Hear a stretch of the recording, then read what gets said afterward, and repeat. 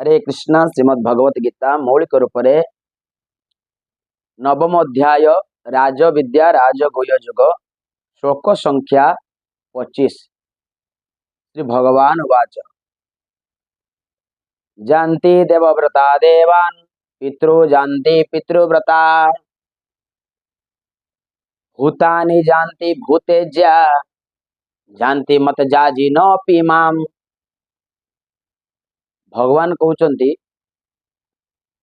जे माने देवता पूजा करती से माने मृत्यु पर देवलोक ठारे जन्म लाभ करिवे।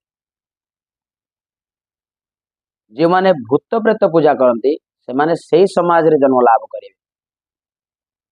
जे माने पितृपुरुष को पूजा करती से माने पितृपुरुष ठारे जन्म लाभ करिवे। जे माने मते पूजा करती अर्थात भगवान कृष्ण को पूजा करती से माने मो सहित वास करिवे। हरे कृष्ण।